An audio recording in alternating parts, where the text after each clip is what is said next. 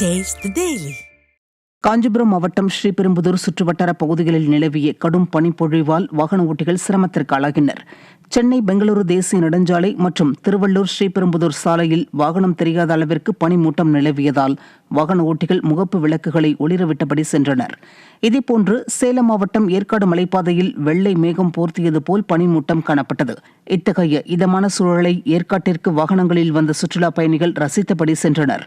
மேலும் மலைப்பாதையில் செல்லும் அனைத்து வாகனங்களும் முகப்பு விளக்குகளை எரியவிட்டபடி சென்றன.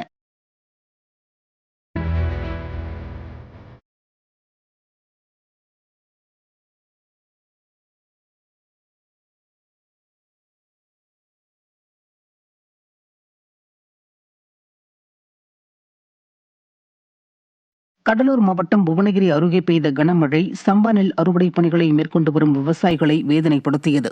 புவனகிரி மற்றும் அதன் சுற்றுவட்டார பகுதி கிராமங்களில் எதிர்பாராத விதமாக கனமழை பெய்தது. இந்த பகுதியில் ஆயிரக்கணக்கான ஏக்கரில் சம்பா நெல் அறுவடை பணிகள் மேற்கொள்ளப்பட்டு வருவதால் தற்போது பெய்த இந்த கனமழை விவசாயிகளை வேதனைப்படுத்தியது. இதனால் நிர்வாகத்திறனற்ற ஸ்டாலின் அரசின் மாவட்ட நிர்வாகமும் வேளாண் துறையும் நெல்லை பாதுகாக்க போதுமான உதவிகளை செய்ய வேண்டுமென விவசாயிகள் கோரிக்கை விடுத்துள்ளனர். மதுரை மாவட்டம் மேலூர் அருகே அரசு புறம்போக்கு பாதையை தனிநபர் ஆக்கிரமித்துள்ளதால் நெற்பயிர்களை அறுவடை செய்ய முடியாமல் விவசாயிகள் கவலையடைந்துள்ளனர்.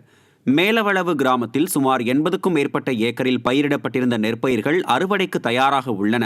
இந்நிலையில் வயலுக்கு செல்லும் பாதையை தனிநபர் ஆக்கிரமித்துள்ளதால் நெல் அறுவடை செய்ய இயந்திரங்களை கொண்டு செல்ல முடியவில்லை என விவசாயிகள் தெரிவித்துள்ளனர். இது தொடர்பாக அரசு அதிகாரிகளிடம் பலமுறை புகார் அளித்தும் நடவடிக்கை எடுக்கவில்லை என விவசாயிகள் குற்றம் சாட்டியுள்ளனர்.